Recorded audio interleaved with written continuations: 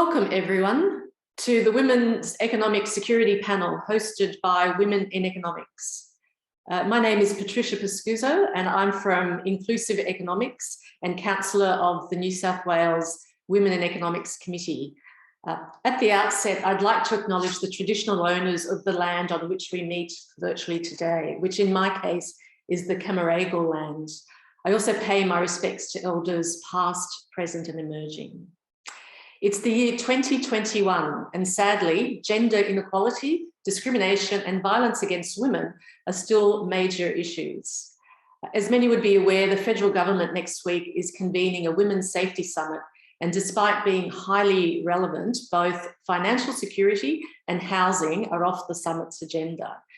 For that reason, the purpose of today is to shine a spotlight squarely on women's economic security. Our focus will be on older women to try to better understand the long-term effects of a lifetime spent facing structural disadvantages in the Australian labour market, superannuation system, tax system, and a culture of unconscious discrimination. Our aims are to identify root causes, systemic issues, and more particularly, to offer solutions. Progress will require generational change. So unless we start now, our daughters will still be grappling with these same issues in many decades to come. So it's my great pleasure now to introduce our very accomplished panel who are well known to you all. So I'll keep my introductions short. Deanne Stewart is the CEO of Aware Super, one of Australia's largest superannuation funds. She has more than 25 years experience in financial services in Australia and internationally, including in leadership roles with Merrill Lynch in New York, McKinsey in London, and CEO of MetLife Australia. Deborah Clark is economics professor at the University of Sydney. Her current appointments include the ARC Centre of Excellence for Children and Families over the Life course and the Gender and Families Research Network at the Institute of Labour Economics in Bonn, Germany. Rachel V. Forch is ARC Future Fellow and Professor of Economics at Curtin University. Her current appointments include the National Economic Panel and the Asia Pacific Network for Housing Research. She was a recipient of the Young Economists Award in 2018. So I'm very pleased to have this distinguished panel with us today. We'd like as much audience participation as possible, so please field your questions using the chat function, and I'll do my best to monitor the questions as we go along. So with that, I'll jump straight into the Q&A. So Australia is one of the wealthiest countries in the world and has until recently experienced 30 years of uninterrupted economic growth. Yet despite this wealth, homelessness amongst older women is increasing dramatically, with the last sentence showing a 30% increase. So I might start with Deborah. How would you reconcile this contradiction and what do you think is going wrong here? So thanks, Patricia. Of course, it's important to keep in mind that economic growth doesn't mean that nobody's being left behind. And I think the global increase in inequality surely suggests that many people are in fact getting left behind, at least in a relative sense. So in terms of what I see as the major issues, particularly facing older women as they enter retirement, one is simply their lower retirement incomes. And I know Deanne will speak to that, but we know, for example, that there is quite a large gender gap in retirement incomes. Housing affordability is an issue in Australia for all kinds of people. It's not just older women, but it's low wage workers, it's essential support workers, young people. And as the housing affordability has become worse, it's not such a surprise that some of that would manifest itself in the form of homelessness. And then there are questions that we need to ask, I think, about the social safety net and whether that social safety net is actually adequate. We know, for example, that single women are most likely to be on the full age pension as their main source of income. And there's a question about whether that's actually adequate to keep them out of poverty. So maybe I'll just leave it there because I know we're going to explore some of these issues in depth as we go through today. Sure. Diane, I'll move to you next. As CEO of one of the largest super funds in the country, you play an important role in helping members manage their super throughout their working lives and retirement. Given your unique perspective, what insights can you offer on the problem that we're talking about today, faced by older women and their root causes? Yeah, thanks, Patricia. And Deborah's already alluded to a few of them. And certainly what we see, if we just say, what are the facts for many older women? First of all, we're definitely seeing the retirement gap between men and women. And it's anywhere between 30 to 50% into retirement between men and women. So that is absolutely part of it. And then the second bit, which Deborah also mentioned, is just the housing affordability. These are two really key things that are really hitting older women, and to the point, as you mentioned earlier, of a real crisis for many, whether it's the degree of homelessness, and it's estimated that anywhere up to 400,000 older women are facing a degree of homelessness or home insecurity. So that is certainly a huge issue. Now, in terms of where some of that comes from, I would say it's both structural in the system and cultural.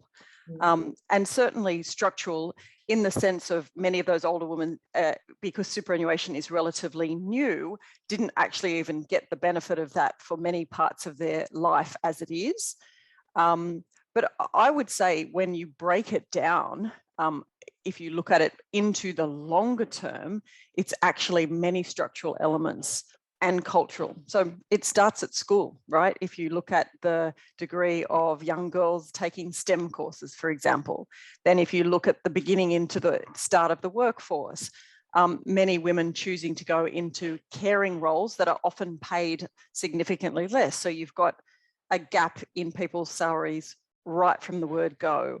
Then you've got the pay gap, where if you're in the same role, the 14.2% gender pay gap, it was the Gender Equality Day the other day, and that is not getting any better.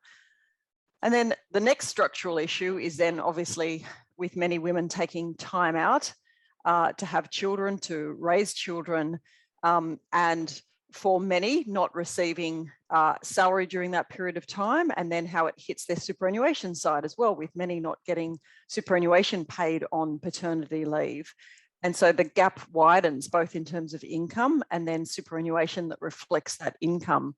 And then many coming back working part-time, and that then obviously impacting their income, and once again the amount that they can save for retirement through the superannuation system as well. So there's many structural and cultural issues that are really exacerbating the problem, not just for today, but well into the future.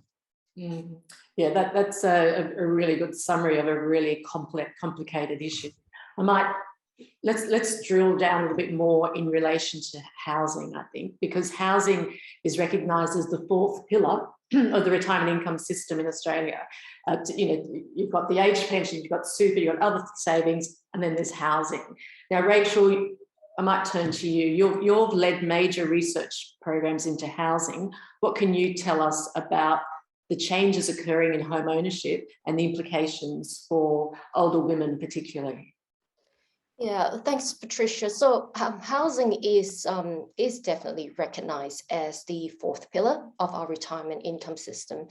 And that's very much based on the fact that we still have a largely homeownership dominated society. So the majority of our population are homeowners. So there's been this traditional assumption that as individuals grow older, they leave their parents' home, they move into renting, they save up for a deposit, eventually they buy their first home, and by the time they retire, they would have paid off most of their mortgage debt or all of it, and therefore have very, very low housing costs in retirement. So the assumption there is that people just generally become outright owners by the time they retire. And that's really critical in helping to keep them out of poverty after housing costs are taken into account. And then we also assume that, yes, there'll be a minority of the population who won't be homeowners by the time they retire, but they can somehow be well taken care of in the private rental sector by Commonwealth Rent Assistance, which is a form of cash subsidy for low-income private renters, or in public housing. So I think that's sort of kind of the history of why housing is considered the fourth pillar of the retirement income system. The issue, of course, is that that fourth pillar might be crumbling. Actually, it is showing signs of crumbling in various places. We know that housing affordability has been a persistent issue that we've been unable to solve as a society. But unfortunately, the age pension system is still very much predicated on the assumption that people will have low housing costs in retirement, whereas this is actually not the case nowadays. Many, many more people are entering retirement still carrying a mortgage debt because they can't get in early enough. They have to take out larger debts because house prices are high. So people do still have housing costs in retirement, and we do have a growing share of the population who are renters as well. So this raises all kinds of issues, I think, for all retirees. But if we just look specifically at older women, the fact that they have Deanne has already, given a really good account of what's going on there where superannuation is concerned. The fact that older women have so little of superannuation in general means that they're highly reliant on the family home in retirement. And so the fact that older women are having to carry mortgage debt in retirement means they could be facing all kinds of issues, such as age pension being inadequate to help them to sustain housing costs. And if they were to land up in the rental sector, then there's huge issues around tenure insecurity and affordability, precarious housing, and the risk of homelessness. I know I'm talking very generally here, but I think I'll leave it at that, and maybe we can go into further detail later. Thanks. That was a good discussion of that really broad issue as well. I might continue on with that to focus on housing, and this also ties in with one of the questions we've received.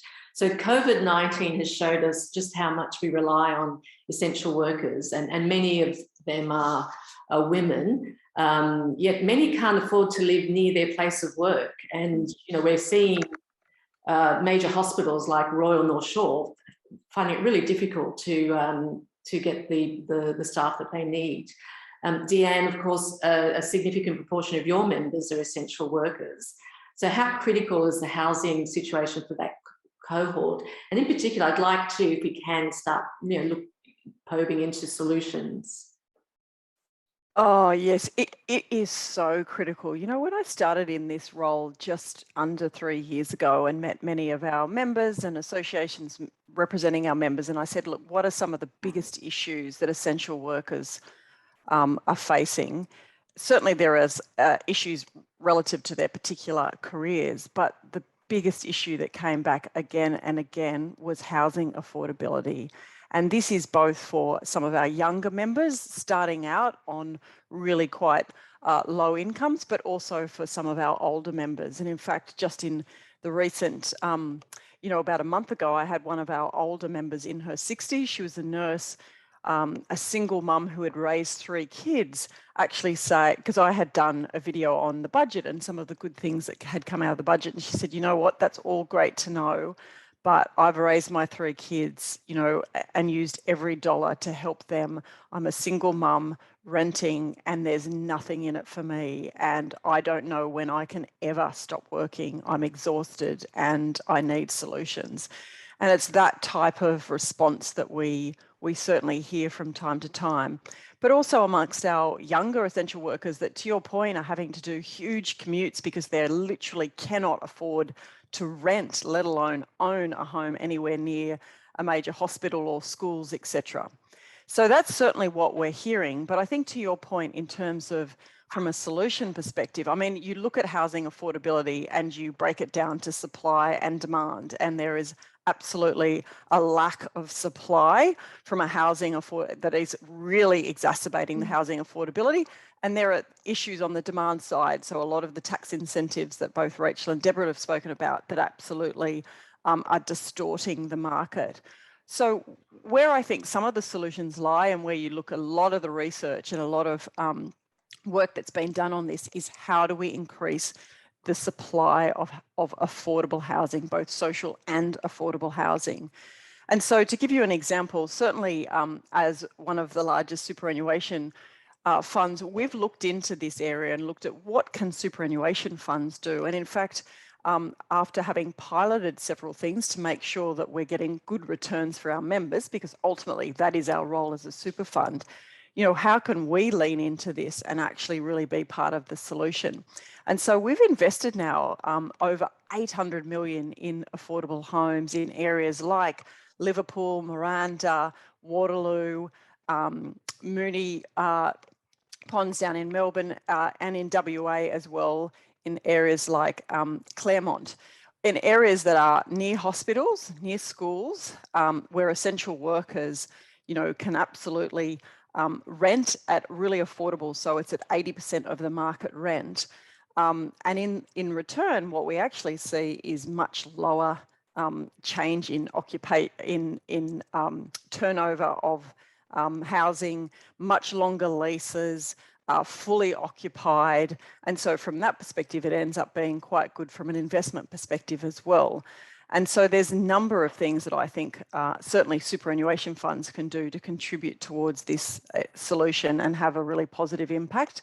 But ultimately, I think it is a combination of government, those that hold the capital, like super funds, and the really large developers that could really all lean in and really create meaningful impact in this space. Patricia, can I just add to what Deanne has said? I just really like to just reinforce a point that she's making about the location of supply.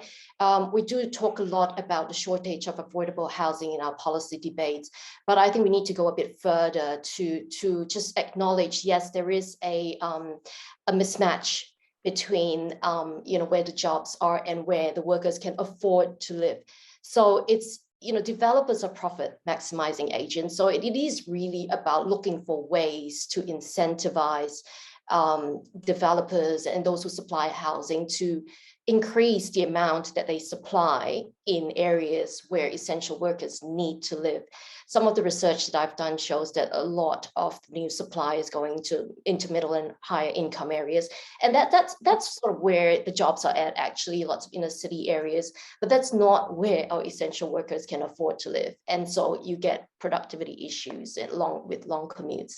And so, yes, so I think I'd just like to emphasize that when we think about solutions, I think the location issue is really important.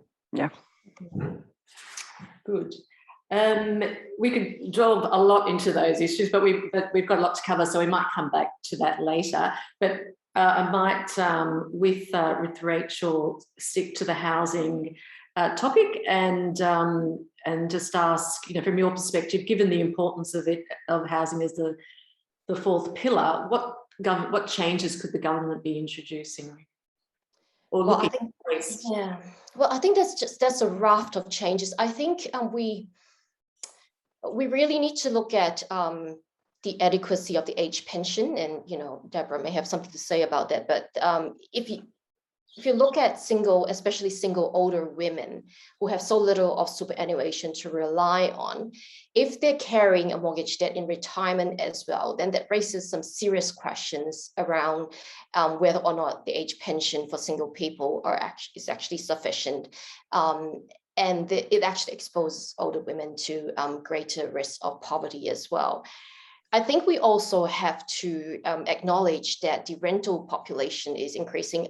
Much of our government policies emphasize home ownership. And, you know, to a great extent, I can understand that. It is still very much aspiration of Australians to become homeowners, even for young people these days. And so there's a lot of emphasis on helping people to get into homeownership. Our homeowners, even though they're of higher incomes, they get a larger amount of subsidy from the government.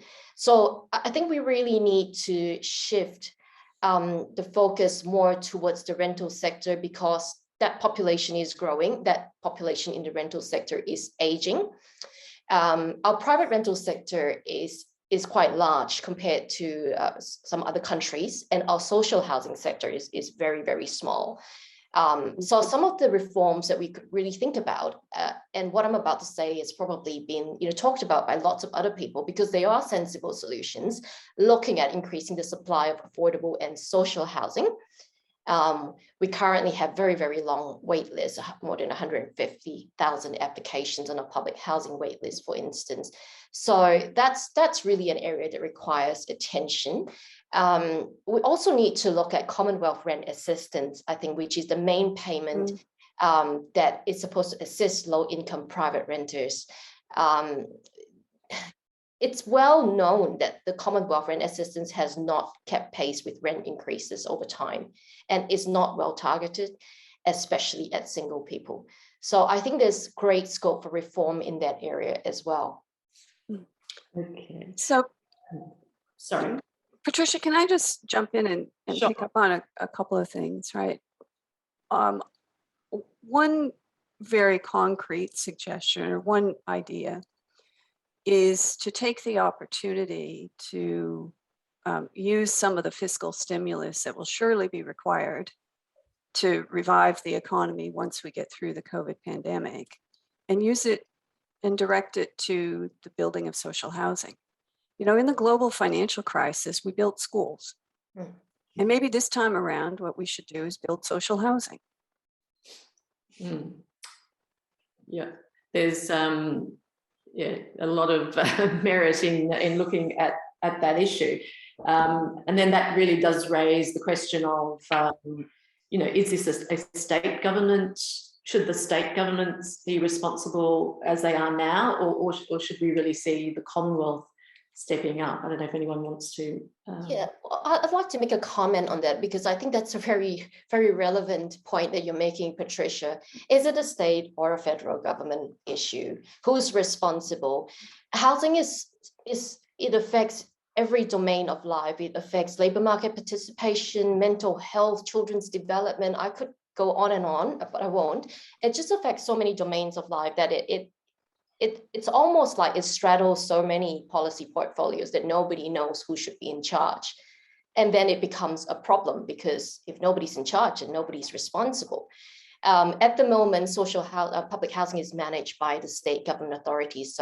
And Commonwealth rent assistance is provided by the federal government, and that's where the distinction lies. But I think there does need to be greater coordination across different tiers of government in order to solve this housing issue, this affordable housing issue that we have.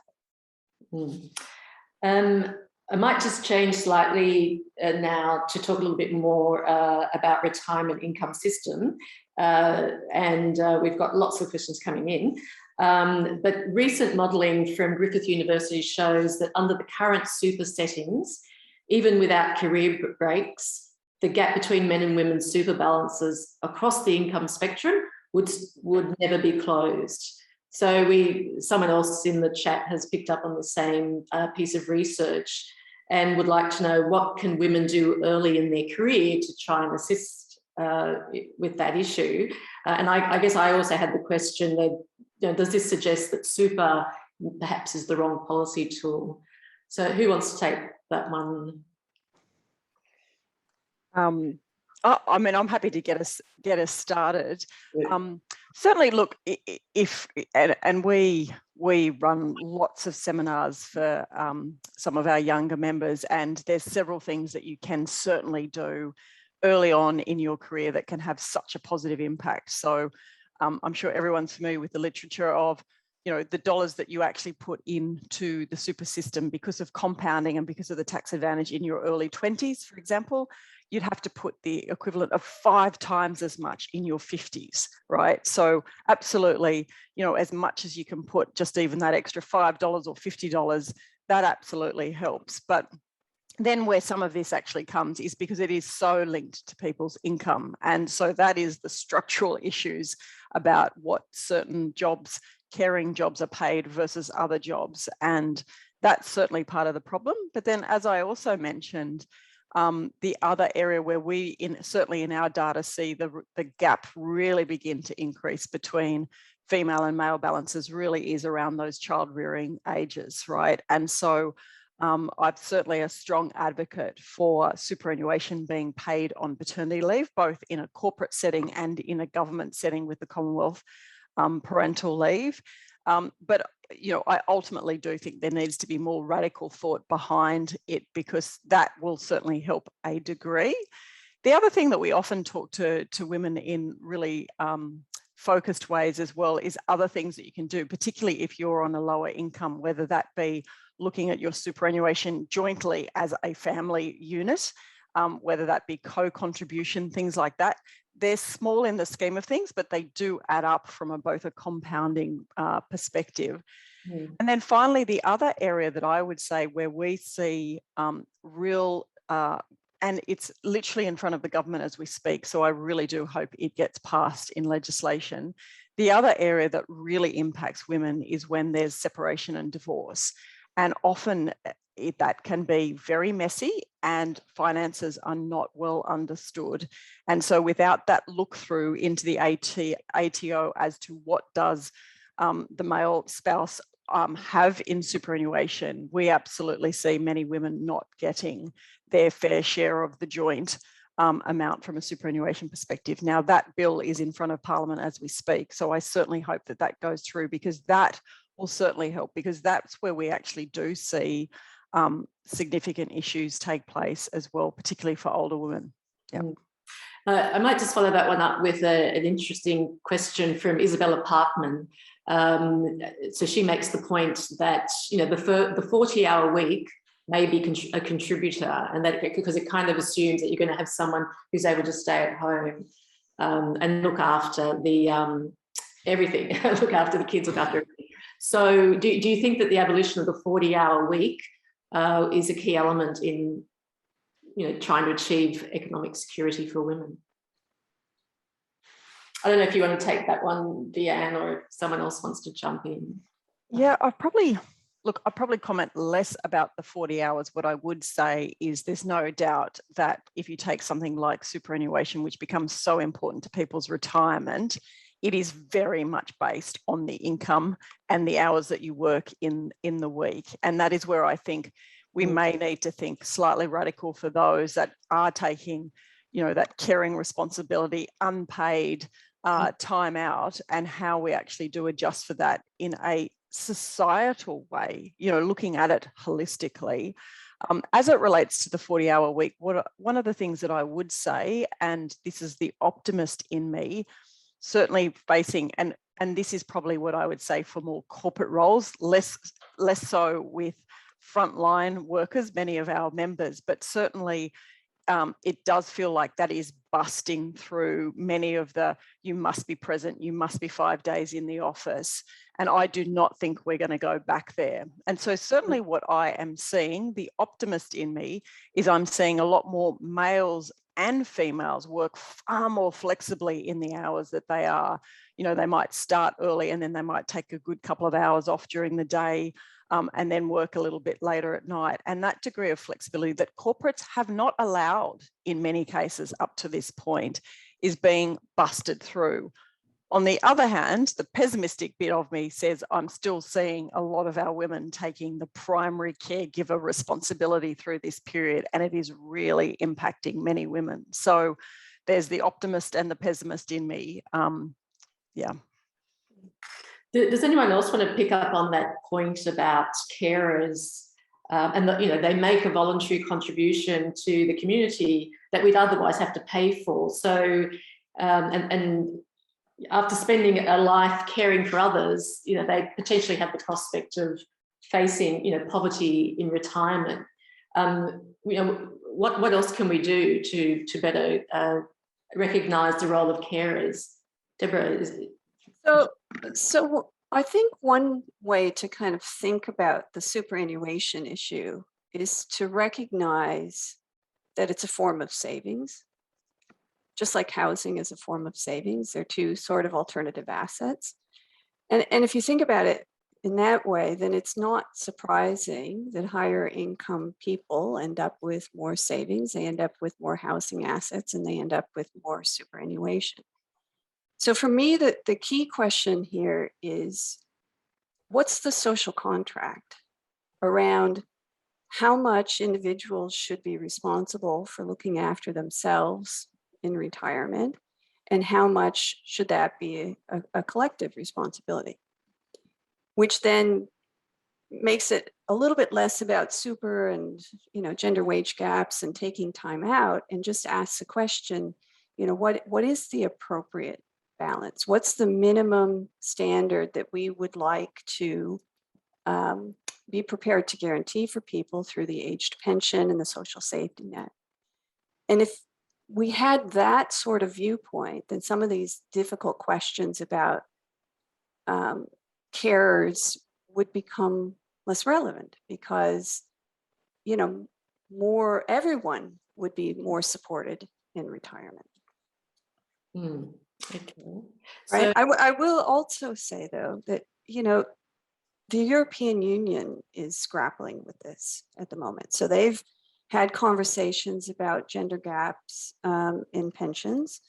The system's completely different, but there are conversations going on about whether some sort of credit, pension credit, in that case, should be given for the time that individuals spend caring for others. And it's harder for me to see how that works in the Australian context, because pensions are not, you know, these are not defined benefit. Superannuation for most people is defined contribution. yeah. So it's harder for me to sort of understand how you would do that, because you can't simply rewrite the rules around how pensions are allocated. But there are ways of kind of thinking outside the box and asking questions about how to use the system as a whole to provide a better standard of living for people in retirement, women in particular. Yeah, this was also related to a question that we received from Jessica Irvine. So how worried should we be about the impact of pandemic homeschooling on women's attachment to the labour force? You know, because COVID, of course, has accentuated, you know, this whole issue of caring. You know, it's not only just caring now, it's caring and education. So women are often designated the secondary income earner and therefore teacher, and dropping out of their paid work for or delaying return to work, with long-term ramifications for income. So I can say that, you know, I've recently seen a presentation. It was all based on US data, a quite careful analysis of what's happened to women's labor supply through the pandemic. And it is true that there seems to be a gender gap. Women are bearing the brunt of whatever's happened. It's not completely clear whether that's because recessions are always gendered, and we don't really know whether it's the caring responsibilities at home or the pattern in the way that women lost their jobs. So I guess I don't think we know the answer to that long term. The thing that's very interesting to me about this particular economic downturn is that, as Deanna said, it's completely disrupted the way we would typically think about work. And there's going to be challenges and opportunities in this. So there are now opportunities for people to do their jobs in ways and in places and at times of day, in settings where they haven't been able to do that before. And by and large, I think that flexibility helps women. Yeah, Patricia, I might jump in and just add a little bit more to what Deborah said to Jessica's question. Probably a couple of things. First of all, just fully acknowledging that that is certainly what is taking place in many families right across Australia at the moment. And certainly wherever I can, I encourage women to really make sure that they are having a full family discussion on that balance and how primary responsibilities is shared as a couple, because sometimes we just take it on without having that conversation. So certainly I'd start there. But then once again, the optimist in me says a lot of employers are really waking up to this fact, right? Because we have a very hot market. one of the things about closed borders is ultimately employment is high and finding really strong talent is really difficult at the moment. And so really making sure that you are taking care of your team and really making sure you're supporting them through this is really important. And I think those organisations that get that right will get a lot more loyalty and a lot less turnover over this period, because there will be a lot of turnover through this period, mark my word. And so organisations that absolutely are providing more flexibility and more support to really deal to this issue, I think are really going to come out as the winners in this. And certainly if I think about some of the things I've seen other organisations do, or certainly what we're looking to do, for example, we've introduced through this period of time special leave, where people can use that special leave. They're not having to use their annual leave to actually say, I can't work on a Monday morning and a Wednesday morning because I'm going to be the primary responsibility for homeschooling my child. And actually, I'm going to get my partner to do that on Thursday and Friday mornings, but this is what I need, and actually use that leave for that period of time. And pleasingly, this time round through the lockdown, we're actually seeing so many more of our male colleagues taking that up and taking that responsibility up than what we did through the first lockdown.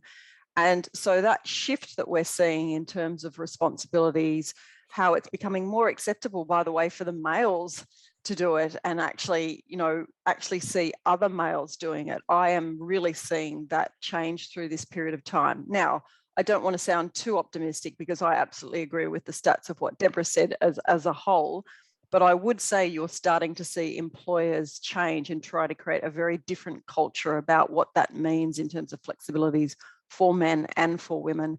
It's early days, so I don't want to call it, but certainly that's the optimist in me as well. I think flowing from that, we've had a few, as is often the case, people look to superannuation funds, for solutions. And so, some of the chat is sort of picking up on should younger women be encouraged to secure a home for their aged years as a priority? And I think there was one question there also about, should superannuation funds be used for that purpose? And a related question was whether superannuation, from James Waddle, whether superannuation funds perhaps have a role in assisting younger people to access home ownership through shared equity products. So there's a lot of complexity there. Do you want to have a start with that, Dan? Yeah, and certainly this certainly is coming up probably more and more, and I don't think there's an easy answer to it, but probably a couple of thoughts. Number one is, I know this government has certainly introduced several elements to using the superannuation system to help younger Australians or those wanting their first home to be able to put more into their superannuation beyond the mandatory amount, so that they actually can save that in a more tax advantage way as a first home deposit. So that certainly is there and available. Interestingly, we are not seeing too many take that up, but that certainly is one thing. Where it becomes vexed for me is ultimately the superannuation system is there to be a retirement vehicle for people's future. It is not meant to be, a cookie jar for everything that comes up. And so it's easy to go to that as possibly the solution. But what I would say is, first go back to the economics of why is there housing affordability. And it isn't about whether people do or don't have access to 10K in their super. It's actually that there's a really low supply of affordable housing, and that actually is the biggest issue to solve to really help young Australians, particularly those wanting to live closer to where they work, that will have much more impact than it is basically getting them to raid their future retirement savings, particularly for a generation that's going to live longer and need those retirement savings. So for me, it feels like a good answer. It feels populist, but probably not the right policy answer to really solving affordable housing for younger Australians. I think there are some really important questions around asset substitution strategies here. And I do agree with Deanne that it is quite a vexed issue. I do have my concerns about encouraging people to dip into their superannuation in order to purchase their first home, because it isn't solving the crux of the housing problem that we have. It's a housing affordability issue driven by a mix of supply and demand factors. And yet we're asking the individual to dip into one pot of savings in order to, dip into the pot of super savings to actually increase the savings in the housing vehicle. I also think that if we take a gender perspective to this, we know that there is a superannuation gap with women lagging behind men.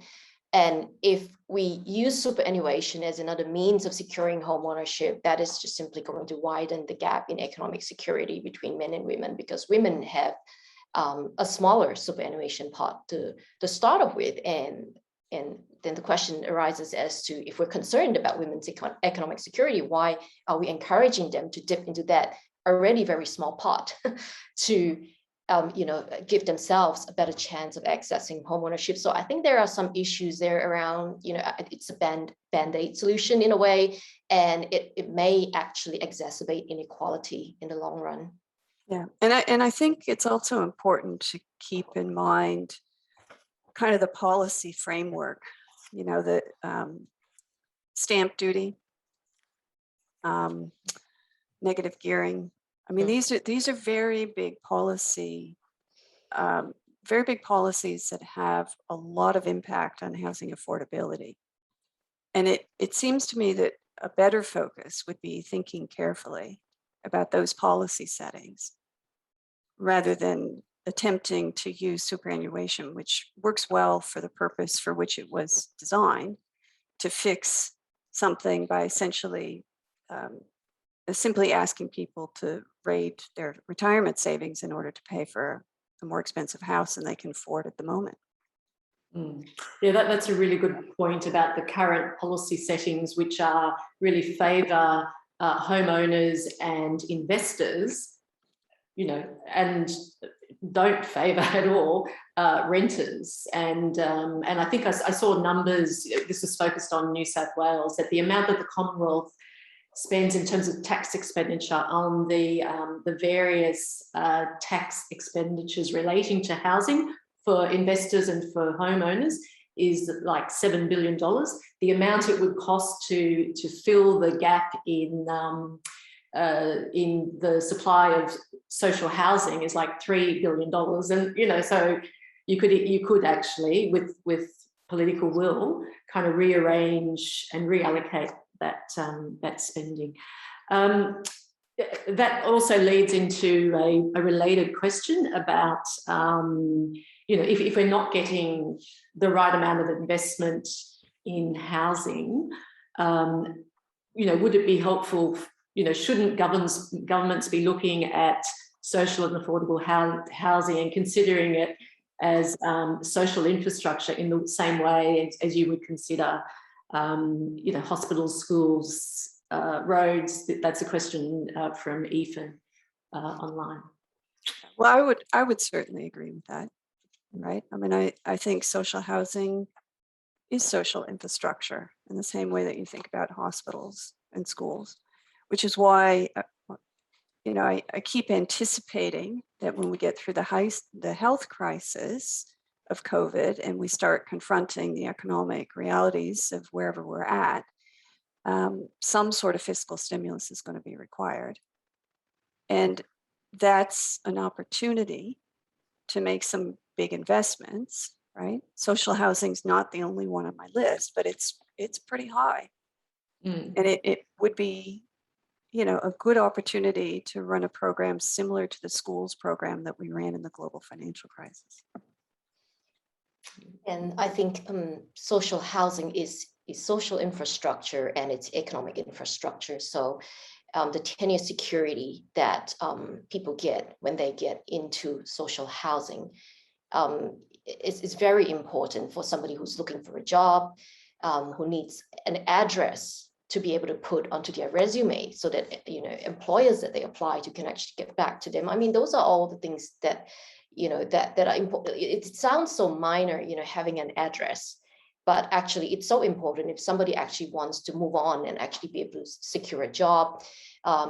It's actually a very important thing. So tenure security is important. I think we need to try and shift our mindset away from, it's a difficult one because the social housing, the public housing sector is very small in Australia. It's what, like 4 to 5% of the housing stock. It is a residual sector at the moment. We know that the demand for social housing far outstrips the supply of it. So it's a residual sector where we have lots of vulnerable people living in there. So there's this mindset that it's just sort of a welfare sink, you know, for people who are in need. And once they go into it, they never leave. But it doesn't have to be looked at in that way. If we can expand the supply of social and affordable housing to provide tenure security for greater numbers of people, then we might actually be able to view it more as a contributor to you know, positive economic outcomes, such as being able to secure jobs. And I think there are people who are living in the social housing sector whom, with some support, will be able to become more self-sufficient and eventually transition with sufficient support into market housing. Does anyone want to comment on the shared equity?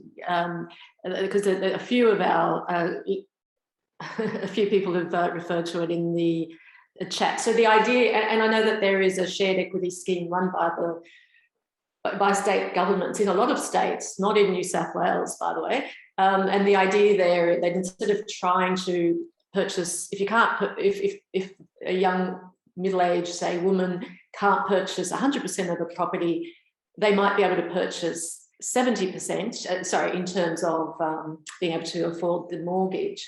And that other 30% is provided by either a charity or by the government, you know, and WA has the Key Start that effectively does that. But in none of the other states do they, you know, older women are kind of excluded because they're not first homeowners. So does anyone have any thoughts on whether that should be something that governments, or particularly in New South Wales and other governments, should be looking at? Yeah, Patricia, I'll jump in here. And you're right. I think certainly with WA and Key Start, we're quite familiar with that. I think that's going actually really well in WA and providing a lot more of that loans for those that are otherwise unable to afford it, but also don't want to get in a massive debt trap either. So I think that's quite successful. My understanding is that the Victorian government is currently looking at shared equity arrangements and also interested in whether big capital providers like super funds would be interested in that. So I do think the Victorian government's looking at that at this point. And then I certainly think from a New South Wales government, I know that they're certainly looking at doing more in the social housing space, but also from an affordable housing space. They announced at the beginning of the pandemic 50% off land tax for big developers or super funds that are looking to actually but it has to be affordable housing. And so you have to actually really be able to prove that that's what the building and the developments are for. So I think different governments are looking at this in different ways. So I am pleased that certainly at that state level, they really have recognised this issue and the importance of housing. That is not to say that there isn't more to do, but this shared equity, I think, is a really interesting element that certainly a few of the state governments are picking up. We also think it would be great to see more at a federal level. And if you think about even more affordable places to rent, that build to rent sector here in Australia is really nascent. And the reason that it's really nascent compared to, say, in Europe and in the US is that it's hard to make it stack up because you've got GST. If you build to sell, you don't have GST. If you build to rent, there's GST. So there's things that could be done, I think, both at a state level and a federal level, quite frankly, to really encourage more affordable housing solutions. Okay, that's some really good thoughts there, a lot of really good policy, prescriptions coming out of that. We are actually getting close to the end here. So I'm just, kind of screening through to see which might be a good one to, to kind of end with. But perhaps maybe the best way to end is to, given all the discussion that we've had so far, I guess a good, something that would be good to know is what, finally, what would be, say 3 things that each of you would like to see coming out of the Women's Safety Summit next week. Maybe we'll, who haven't we heard from lately? Maybe Rachel, would you like to start? Yeah, sure, Patricia. So the Women's Safety Summit is of course concerned about women's safety, including the prevention of violence. I think for many women, violence is the reason why they experience homelessness. That's not the case for all women, but housing is, housing and issues around safety are intrinsically linked. So I think I'd like to, I'll talk about the 3 key changes I'd like to see, and then they'll all be focused on housing, but I make the point that safety and housing are very, very much related issues. And I think one of the issues that we have here is that violence that women experience can lead them into homelessness. But the homelessness that women experience is somewhat different from the homelessness that men experience.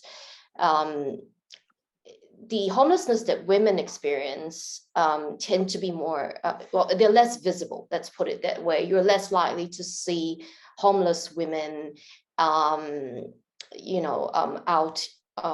sleeping rough, or even in emergency shelters. They just tend to be hidden away. They tend to be less out there. So I think that in itself is a problem, because I think there is a possibility that we're not measuring the rate of homelessness accurately amongst women. So that's a problem there that I think I'd like to see some recommendations about. What do we do about the stigma that women feel, the fact that they don't feel safe out there, and what are the sort of housing models that would be more appropriate for women who are experiencing homelessness. I think related to that, we need some kind of a national homelessness strategy. We do have homelessness agreements between the federal and the state governments, but it's very much left to the states to determine their targets and their plans of implementation. Greater coordination, I think, would help with regard to a homelessness strategy that is national and which also takes into account the specific needs that older homeless women face. And the final thing that I'd like to see, which we have already talked about, is greater investment in the supply of social and affordable housing, which I think is critical for, for women and for men as well, who are experiencing issues around safety. Good. Deborah, would you like to offer your 3 key takeaways for next week's summit? Yes, I'm not sure whether it's 3 or whether it's just one big one. But for me, what I would really like to see coming out of next week, and I think this is going to be hard because I doubt very much it's even on the agenda. But I would like to see a recognition that financial and economic security is fundamentally linked to physical security. The Human Rights Commission just put out a very nice report recently, sort of reviewing that argument, reviewing the research around, the link between, for example, domestic violence and participation and employment, and the fact that domestic violence kind of interrupts that ability to participate meaningfully. So my sense is at the moment, the conversation seems to be focused on physical security, and that's fabulous. without sort of a broad understanding of the factors that sort of put women in these vulnerable positions. If we could do that, then I think there's an opportunity to make some progress in multiple dimensions. We've already talked about superannuation and things that help women remain tied to employment, even balancing family work life. But in addition to that, I would put things around raising women's financial literacy. Really an understanding of the kind of points that Deanne was making about the power of investing in super early, financial autonomy, helping women understand financial products, be discriminating sort of consumers. All of that contributes to improving women's financial and economic security, which in turn then contributes to just improving their security generally. That's a really good point. And I've seen recent research from UBS actually showing that within couples, the fact that like 80% of men are the ones who are making the major decisions, and the women are happy to kind of just let, men take care of things, which, may not really be helping them in the long run. Deanne, you've got the last say. What would you like? 3 things for to come out of next week's summit. Oh, look, I don't know that they will, because it's not necessarily tackling the economic side, but I think what Deborah and Rachel have been saying is so spot on. For me, it's let's not waste a crisis. And I really do, I'm such a advocate believer in there's such an opportunity for us to build back better. There needs to be this stimulus. So put the stimulus in the direction that actually makes us a better society and really does deal into these issues, not just in a trivial way, but in a really meaningful way. And yeah, my bucket list is absolutely, when I think about the big wicked issues, housing affordability and the meaningful impact that would have, really helping crack the nub of domestic violence and really putting the right support in both a proactive and a reactive sense. And that does dovetail into housing affordability as well. And then the third one, which we haven't spoken about, but really is critical, particularly for younger families, is childcare affordability and providing universal childcare. If we were able to get those 3 things done in a really meaningful way, wow, I mean, we would just have such a different impact for women, for society, for mental health, for the economy, for productivity. So they would be the 3 on my list. That's excellent. And our policy leaders, I think, would do really well to take on board the insights and the recommendations of our panel today. We're out of time, unfortunately. I hope that we've covered off, maybe not directly all the questions that were provided, but I think we've touched on a lot of issues that have covered quite a lot of those questions. So with that, I'd like to thank our speakers for their insights, and I look forward to continuing this conversation over the coming weeks. Thanks to Women in Economics for hosting this event, and that brings our discussion to a close. Thanks everyone for your participation.